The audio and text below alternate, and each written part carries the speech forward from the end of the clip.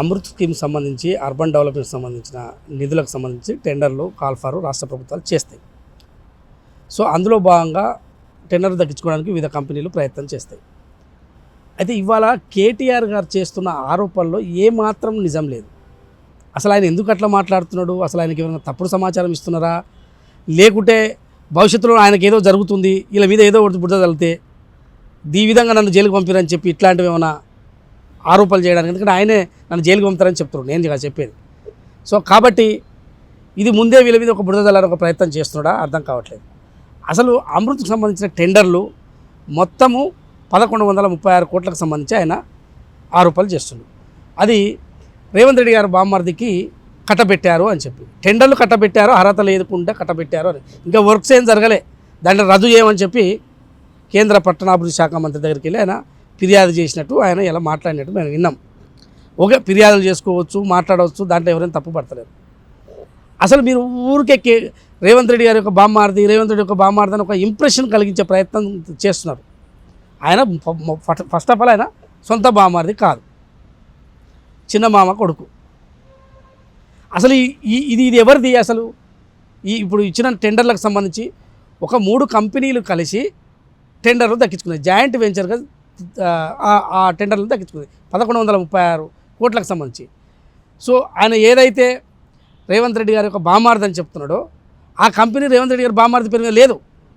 వాళ్ళ పార్టీలో ఉన్న లీడర్ కందాల ఉపేందర్ రెడ్డి గారి యొక్క కూతురు పేరు మీద, దీపికారెడ్డి మీదే ఉన్నది, మాజీ ఎమ్మెల్యే, వాళ్ళ పార్టీలోనే ఉన్నాడు. ఇప్పుడు వాళ్ళ పార్టీలో ఉన్న ఎమ్మెల్యే కూతురు, మరి కూతురు వాళ్ళ పార్టీలో ఉన్న ఎమ్మెల్యే కూతురు వాళ్ళ ఆయన దగ్గర అవుతుందా, రేవంత్ రెడ్డి గారి దగ్గర అవుతుందా? పోనీ ఆయన అంటే బామ్మార్ది,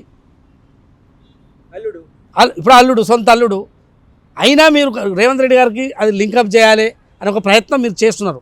కందాల ఉపేందర్ రెడ్డి గారి కూతురు దీపికారెడ్డివి ఏదైతే జాయింట్ వెంచర్లో దక్కించుకున్నారో అది కూడా వాళ్ళ పర్సంటేజ్ ఎంత అబద్ధాలు అంటే వాళ్ళ పర్సంటేజ్ ఎంత చెప్తున్నాడు, 80-90% చెప్తున్నాడు. వాళ్ళు చెప్తున్న ఆయన శోధా కంపెనీ, దీపికారెడ్డి పెరిగిన శోధా కంపెనీ 29%, ఏఎంఆర్ 51%, ఆయన చెప్తున్న ఐహెచ్పి కంపెనీ దాదాపుగా 20%. మొత్తం కలిసి 100%గా ఈ 1136 కోట్లకు సంబంధించి షేర్ అంటే జాయింట్ వెంచర్గా తగ్గించుకున్నారు. అర్హత లేదు అని అంటున్నారు. 3 కంపెనీలు కలిసి ఇంకా అంతకన్నా అర్హత ఎక్కువ ఉన్నది కదా. ఏదో నేను ఆ కంపెనీలో వాళ్ళ కంపెనీలో అవి ఏం తగ్గించుకున్నది మనకు సంబంధం లేదు. మీరు ఆ కంపెనీకి అర్హత లేదు అన్నందుకు నేను చెప్తున్నాను. అర్హత లేని కంపెనీకి ఈ ప్రభుత్వం ఇచ్చింది అన్నదానికి నేను సమాధానం చెప్తున్నాను. First of all Revanth Reddy గారు బామ్మార్ది అనే విషయం పక్కెడదాం, ప్రభుత్వం. సో జాయింట్ వెంచర్గా ఈ 3 కంపెనీలు కలిసి 1136 కోట్లు టెండర్ దక్కించుకున్నారు. సో ఎంతసేపు ఉన్నా దాని ప్రాఫిట్ 2.5 కోట్స్ అని చెప్తున్నారు. ప్రాఫిట్ అనేది ఒక్కటే గుర్తుంచుకోండి, 1,00,000 కోట్ల టర్నోవర్ ఉన్న ప్రాఫిట్ ఓసారి తక్కువ ఉంటుంది.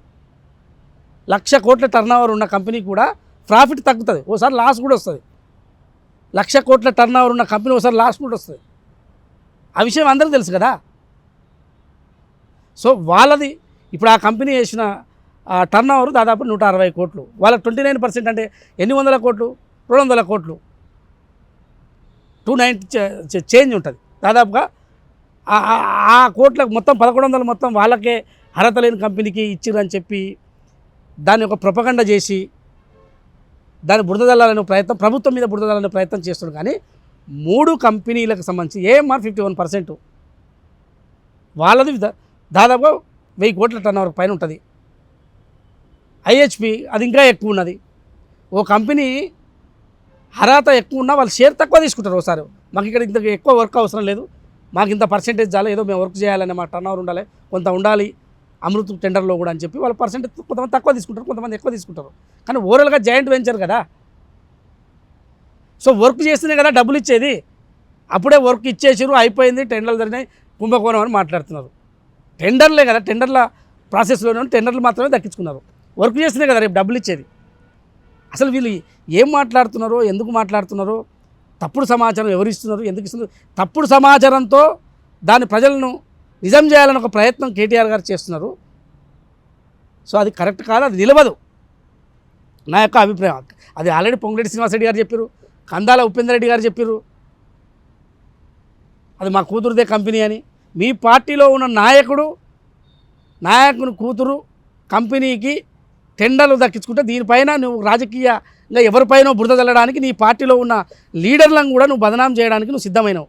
అంటే వాళ్ళని తడిపెట్ట గొంతు కోయడానికి కూడా సిద్ధమైనవు. అంటే నీ పక్కలున్న లీడర్లను కూడా, నీ చుట్టుముట్టు తిరుగుతున్న రేపు కేటీఆర్ చుట్టుముట్టున్న లీడర్లను కూడా వాళ్ళ రాజకీయ అవసరాల కోసం వాళ్ళ గొంతు కోయడానికి సిద్ధంగా ఉంటాడు కేటీఆర్ గారు అనేది అర్థమవుతుంది. లీడర్ అనేవాడు అట్లా ఉండడు. నిజంగా తప్పులు ఉంటే వాళ్ళ పార్టీలోనే కాదు, తప్పులు లేకున్నా వాళ్ళ పార్టీలో ఉన్న లీడర్లకు సంబంధించి ఇలా నువ్వు గొంతు కోయాలని ఒక ప్రయత్నం జరుగుతున్నది. కరెక్ట్ కాదు. ఇచ్చిన టెండర్లు, ఈ ప్రభుత్వం ఇచ్చిన టెండర్లు పర్ఫెక్ట్గా ఇచ్చింది. అది కూడా వాళ్ళు తక్కువ కోడ్ చేసిరు కాబట్టి, L1 వచ్చింది కాబట్టి తక్కువ కోడ్ చేసిరు కాబట్టి వాళ్ళకి దక్కింది. ఎక్కువ కోడ్ చేస్తే వాళ్ళకు కూడా దక్కకపోవు కదా.